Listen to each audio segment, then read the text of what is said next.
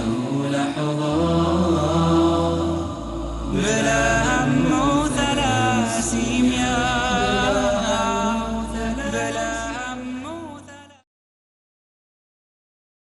الحمد لله الذي بنعمته تتم الصالحات وعلى نبينا محمد أزكى التسليم وأفضل الصلوات. All praise is due to Allah, through whom good deeds are completed, and may peace and blessings be upon our messenger sallallahu alayhi wa ala alihi wa sahbihi wa sallam. Brothers and sisters, assalamu alaikum wa rahmatullahi wa barakatuhu. Welcome to the last and final episode of this series of lessons from Islamic history.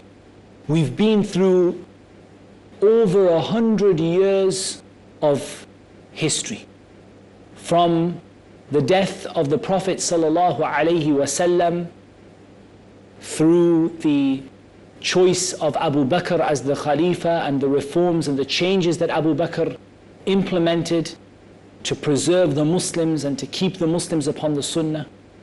We've talked about the significant battles that took place at the time of Abu Bakr radiyallahu an, and then the death of Abu Bakr and his assigning Umar radiyallahu anhu wa ardah as the Khalifa. We've talked about Umar as a teacher and how Umar radiyallahu an taught the people about Tawheed, cutting down the tree of Ridwan, saying about the black stone that you're only a stone, and if it wasn't for the fact that I had seen the Messenger of Allah sallallahu alayhi wasallam kiss you, I wouldn't have kissed you. What Umar did in preserving the ahadith of the Messenger of Allah sallallahu alayhi wasallam.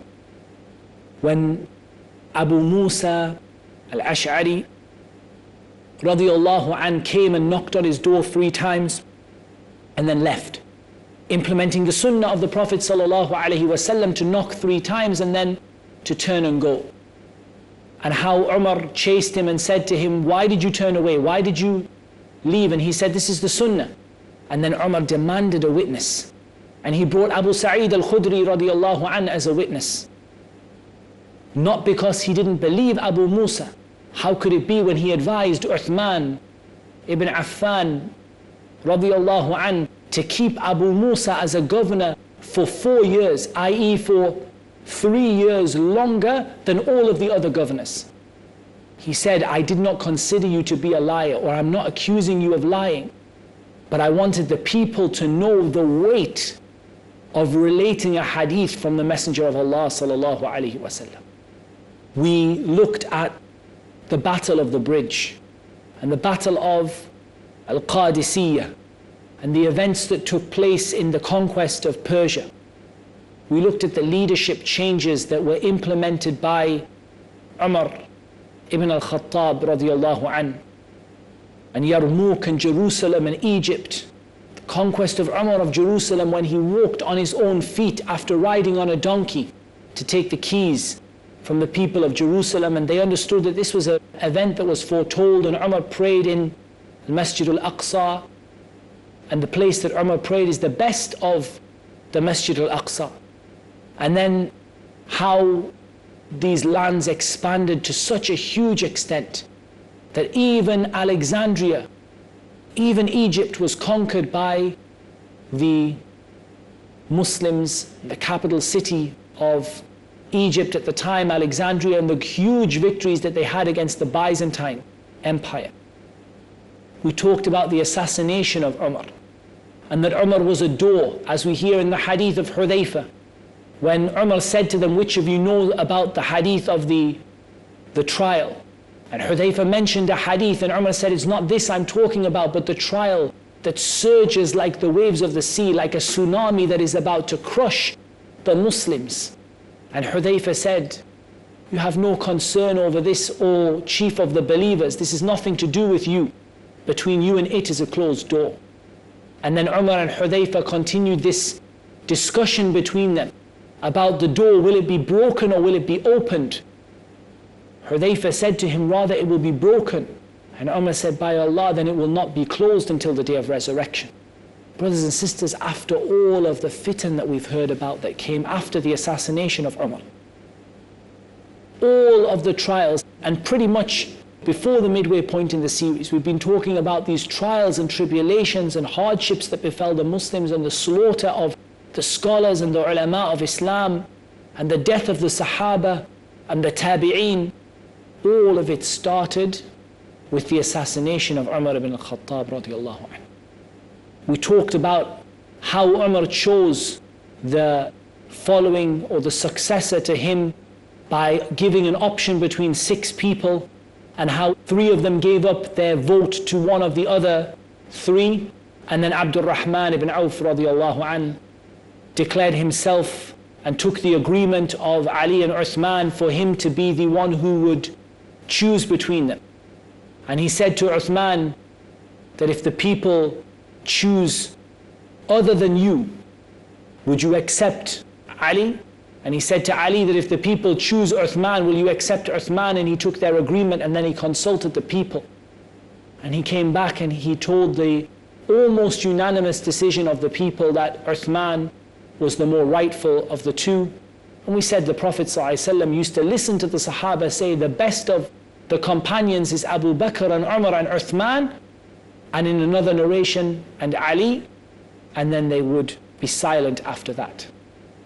We heard how the first half of the Khilafah of Uthman was a time of barakah and a time of blessings, a time of good for the Muslims, and then the plot of the munafiqeen, and how Abdullah ibn Saba not only conspired to have Uthman killed, but formed the real beginnings of the Khawarij sect, and the beginnings of the sect of those people who went to exaggeration with regard to Ali and the family of the Prophet sallallahu alaihi wasallam, and how the munafiqeen had tried during the time of Umar, but every time they tried, Umar was there to block the path.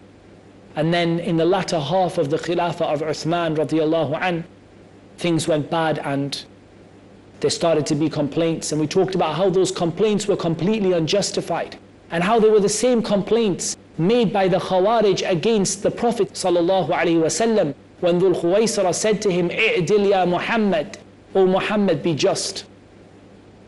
And how then the rebels conspired and they came to Uthman, and how Ali and Uthman radiallahu anhuma convinced them that there was no truth to the rumors, and they went back, and how Abdullah ibn Saba forged the letters to the rulers in Kufa and Basra and Egypt, and sent riders to mix in with the Muslims, going back those rebels who had accepted that the truth was with Uthman and Ali radiallahu anhuma, causing the rebels to think evilly of Uthman and to think evilly of the companions, and to return to take Medina under siege, and to eventually kill Uthman ibn Affan radiallahu anhu. We talked about how the Sahaba gave and offered their lives to defend Uthman, but Uthman did not want to be the one that caused the blood of the Muslims to be shed. And then, brothers and sisters, we came to the time of the great trials. The first great calamity and great trial to strike the Ummah, the killing of Uthman and the subsequent events. The reason why the noble companion Muawiyah radiallahu anh chose or took his opinion that he wasn't going to join the Khilafah of Ali radiallahu anh until Ali gave the right of the retribution, and why Ali didn't do so. We talked about the justice between the companions, and that both of them strive for the truth. All of them strive for the truth. And some of them were right and some of them were wrong. And we said the eventual truth was with Ali ibn Abi Talib radiallahu anh. But that all of the companions were in a difficult situation, and they did the best they could with the knowledge they had, and they all sought the face of Allah. That Muawiyah radiallahu anh didn't want the Khilafah. All he wanted was justice for Uthman. And he went about it the wrong way radiallahu anh with hindsight.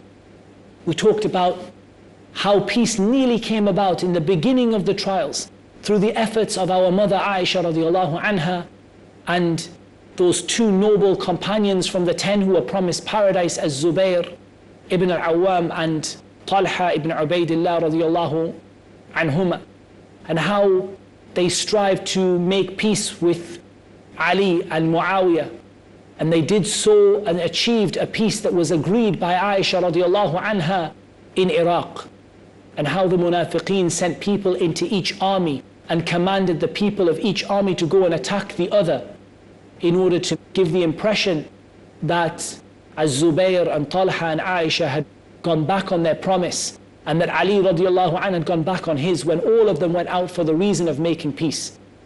The battle of the camel ensued until almost Aisha radiallahu anha was almost killed or taken hostage.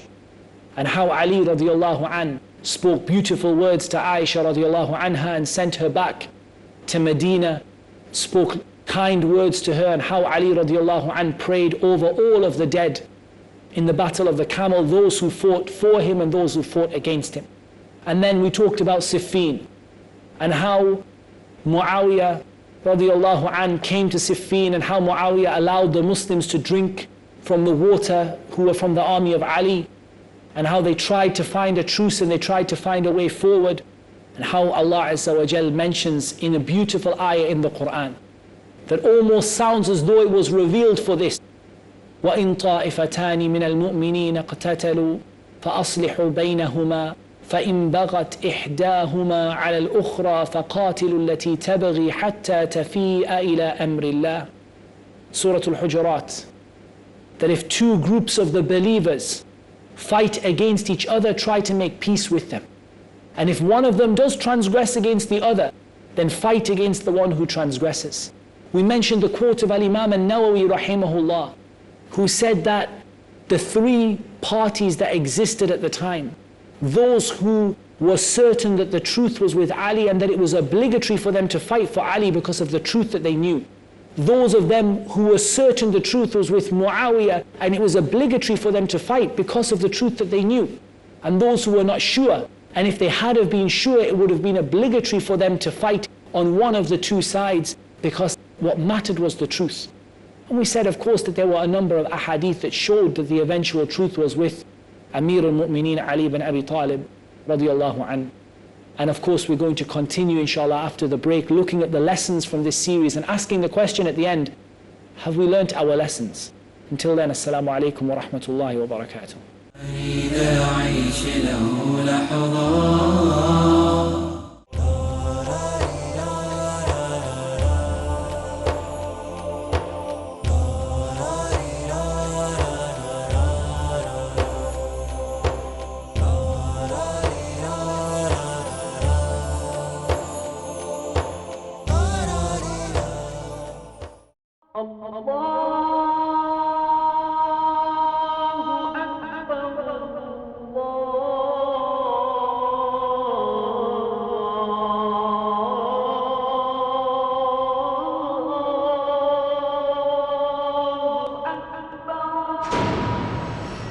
Scientific notions in the glorious Quran are among its endless aspects that can testify for the divine nature of this noble book.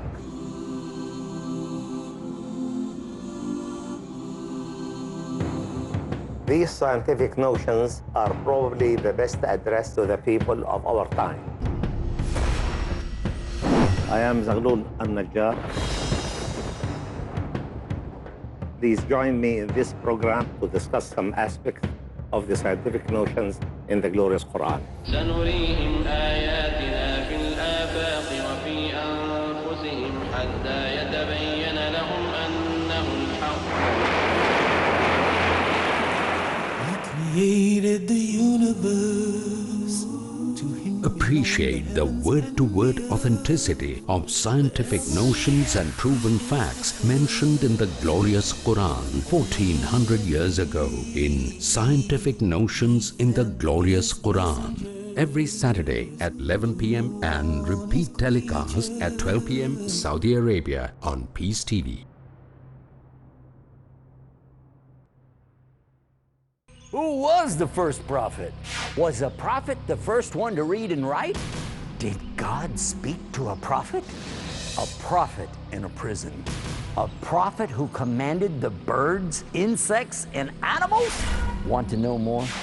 Join us for Stories of the Prophet. Stories of the Prophets every Wednesday at 7:30 p.m. and repeat telecast at 10:30 a.m. Saudi Arabia on Peace TV. A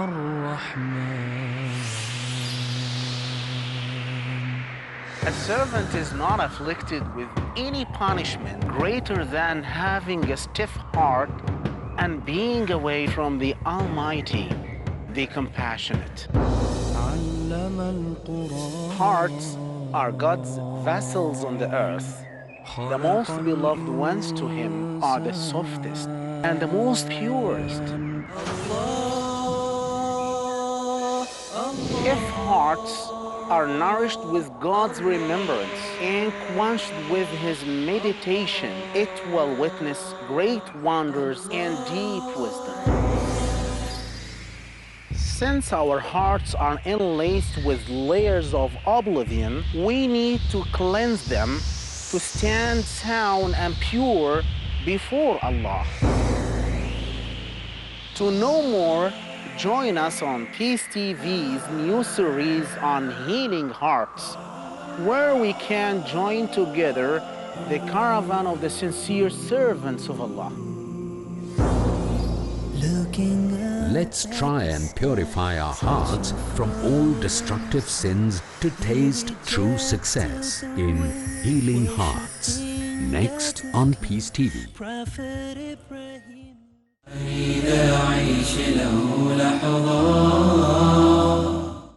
Brothers and sisters, Assalamu alaikum wa rahmatullahi wa barakatuh. Welcome to the second half of this last episode of Lessons from Islamic History with myself, Muhammed Tim Humble. After this came the Khawarij, those individuals who broke off from the army of Ali, who accused Ali radiallahu anhu of disbelief, simply because he made this argument, he made this truce and this peace with Muawiyah radiallahu anhu. Not only declare Ali to be a disbeliever, but also Muawiyah, Amr ibn al-As and Abu Musa al-Ash'ari. And anyone who was pleased with what they did, or anyone who fought for Ali, or anyone who fought for Muawiyah, they considered all of them to be disbelievers.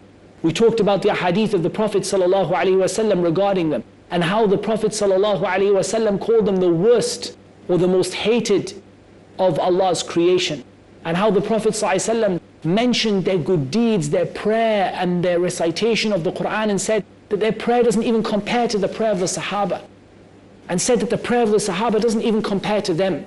Their prayer was greater and more in an obvious way, and yet they had no reward for it, and Iman passed through them like an arrow passed through game.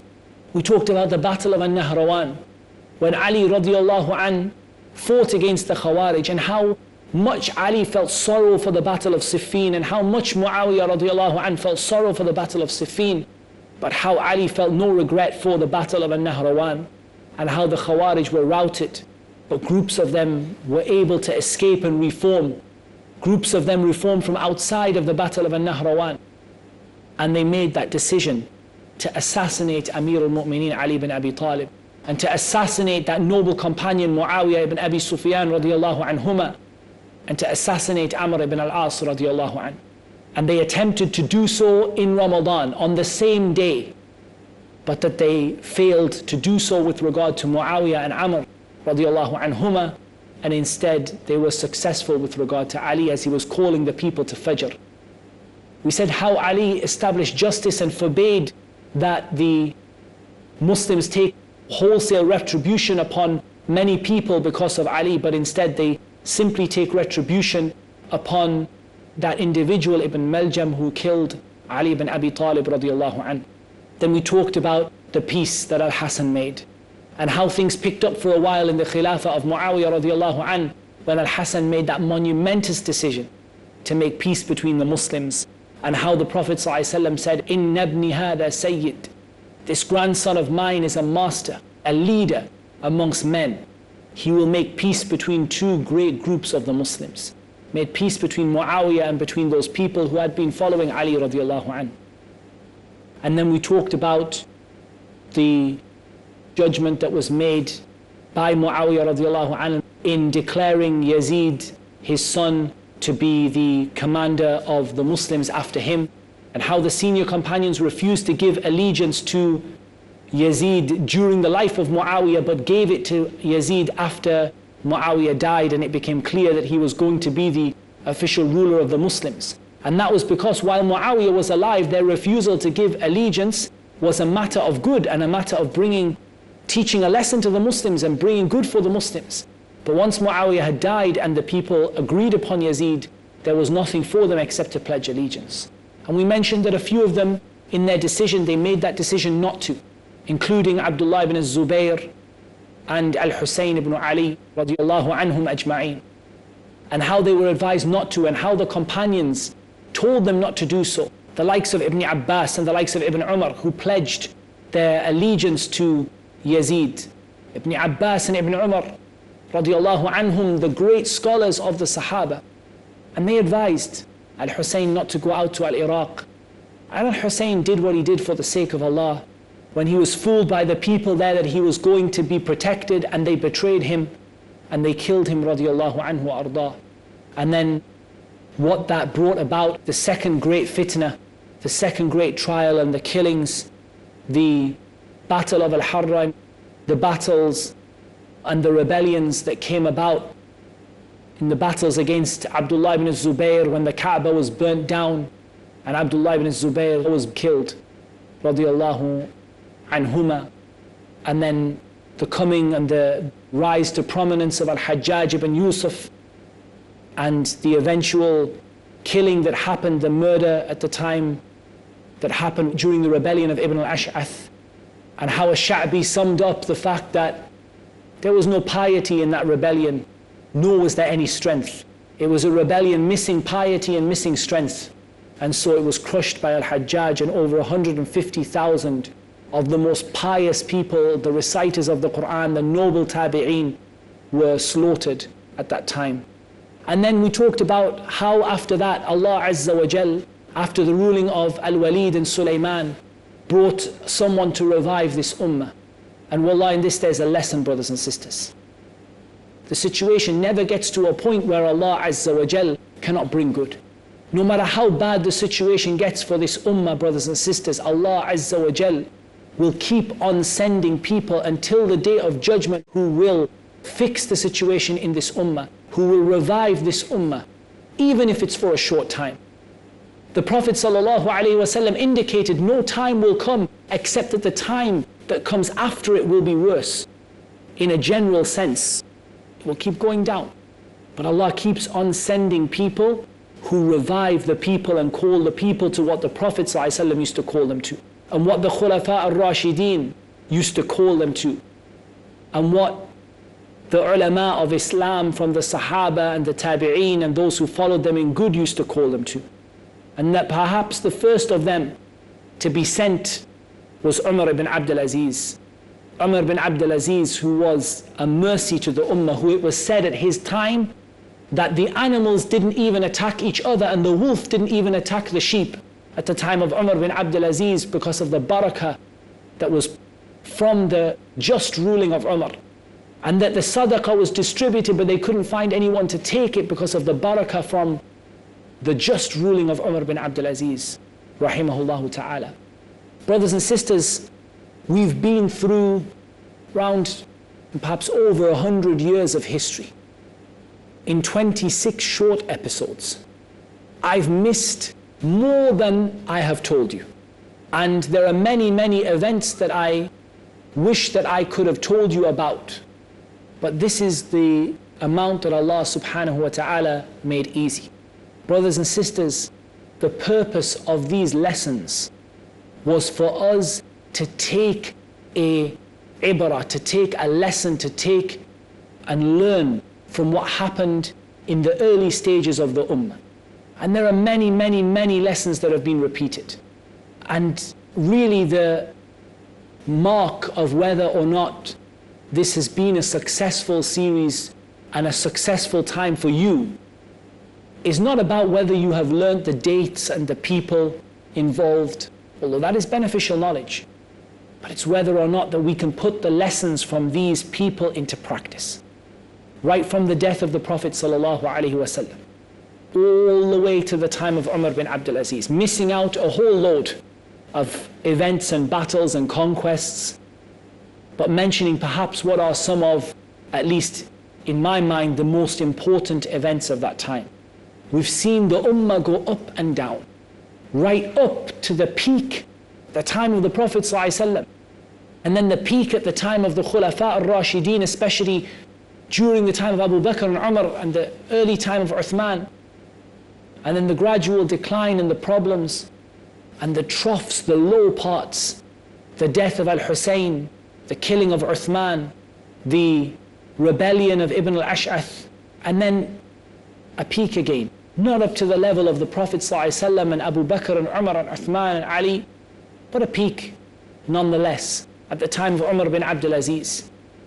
Perhaps one of the greatest lessons we can learn from this is that things will go up and down, and we will face hardships, as the Sahaba faced them. The question is what we're going to do with them, and the question is how we're going to react to them. You're not going to face a hardship in your life that is harder than what Ali ibn Abi Talib faced, nor a death that is harder than Al-Hussein radiallahu anhu, nor are you going to reach a time of ease like the time of Umar bin Abdul Aziz rahimahullah ta'ala. But somewhere in between that, you can find lessons that you can learn and implement in your lives, in your families, in your communities, in your societies, to bring good for the people, inshaAllah ta'ala. At the end, we ask Allah subhanahu wa ta'ala to teach us what benefits us and to benefit us with what He teaches us, and to bless all of us with the knowledge of the Quran and the Sunnah and the ability to act upon it and call others to it, and to be patient with what happens to us when we do so. And with that, I leave you in the care of Allah Azza wa Jal. Until another series, Assalamu alaikum wa rahmatullahi wa barakatuh.